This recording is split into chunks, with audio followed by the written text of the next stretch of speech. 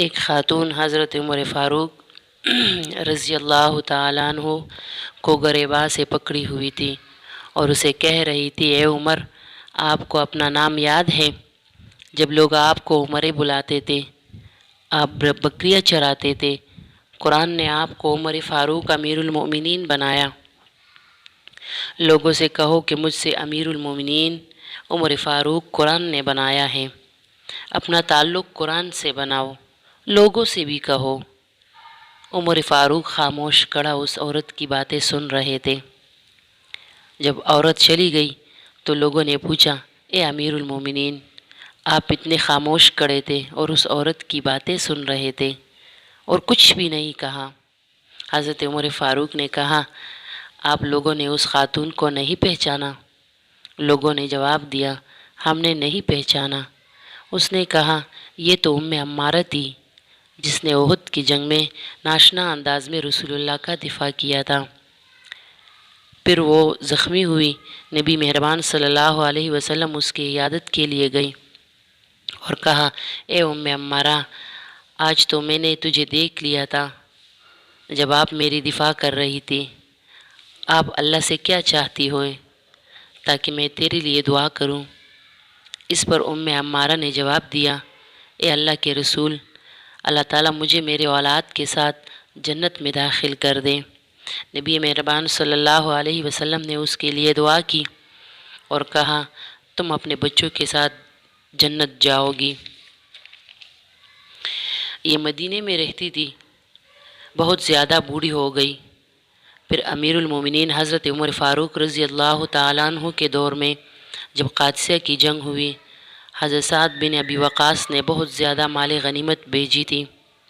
حضرت عمر فاروق جب صبح کی نماز کے لیے نکلے تو حضرت عبد الرحمن بن عوف جو اس مال غنیمت کی حفاظت پر مامور تھے، جب حضرت عمر فاروق آئے تو فرمایا، اے امیر المومنین، مبارک ہو، قادسیہ کی جنگ میں فتح ہوئی اور یہ مال غنیمت ہے۔ مال غنیمت کو لسٹ کے ساتھ چیک کیا گیا۔ پھر غنیمت کی تقسیم شروع ہوئی۔ جب تقسیم شروع ہوئی تو اس میں ایک قیمتی سرخ شال نکل آیا جس پر سونے کا کام ہوا تھا۔ لوگوں نے کہا، یہ اپنی بیوی کے لیے لے جاؤ۔ حضرت عمر فاروق نے انکار کیا کہ یہ اس کا حق نہیں ہے۔ پھر کہا، اپنے بیوی بہو کے لیے لے جاؤ۔ پھر بھی اس نے انکار کیا۔ پھر کہا، اپنی بیٹی جو نبی مہربان کی بیوی ہے اسے دے دو۔ حضرت عمر فاروق نے کہا کہ یہ اس کا بھی حق نہیں ہے۔ پھر لوگوں نے پوچھا، کس کو دو گے؟ حضرت عمر فاروق نے جواب دیا کہ مدینہ منورہ میں ایک عورت رہتی ہے جو کہ اب نابینا بھی ہو چکی ہے اور گھر میں اکیلی رہتی ہے، جس کا نام عمارہ ہے، اس کو دوں گا، جس نے احد کی جنگ میں نبی مہربان کا دفاع کیا تھا۔ آج یہ عزت افزائی اس کی ہوگی۔ وہ شال اور صحابہ کرام کو اپنے ساتھ لے کر عمارہ کے گھر چلے گئے۔ دروازہ کھٹکھٹایا اور کہا، عمر ہوں۔ اس نے دروازہ کھول دیا۔ وہ چونکہ اکیلی تھی، کوئی گھر میں نہ تھا، تو سب اندر چلے گئے۔ حضرت عمر فاروق نے کہا کہ ایک تو آپ کے لیے خوشخبری لایا ہوں، قادسیہ کی جنگ میں مسلمانوں کو فتح نصیب ہوئی ہے اور بہت سارا مال غنیمت آیا ہے۔ دوسری بات کہ آج تک ہم نے آپ کی کوئی خاص عزت افزائی نہیں کی ہے، حالانکہ آپ نے احد کی جنگ میں رسول اللہ صلی اللہ علیہ وسلم کا دفاع کیا تھا۔ میں اپنے ساتھ ایک شال لایا ہوں، اگر آپ کی اجازت ہو تو اسے آپ کے سر پر رکھنا چاہتا ہوں۔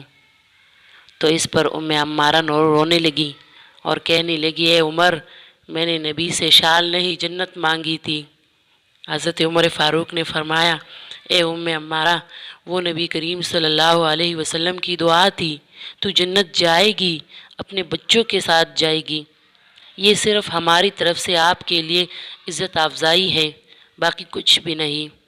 حضرت عمر فاروق رضی اللہ تعالیٰ عنہ کے آنکھوں میں آنسو آ گئے، صحابہ کرام کے آنکھوں میں بھی آنسو آ گئے۔ عمارہ بھی رونے لگی۔ حضرت عمر فاروق اٹھے اور وہ شال اس کے سر پر اوڑھ دی۔ یہ وہی عورت تھی جس نے حضرت عمر فاروق رضی اللہ تعالیٰ عنہ کو گریباں سے پکڑا تھا اور اسے کہتے رہے کہ لوگوں کو قرآن پڑھاؤ۔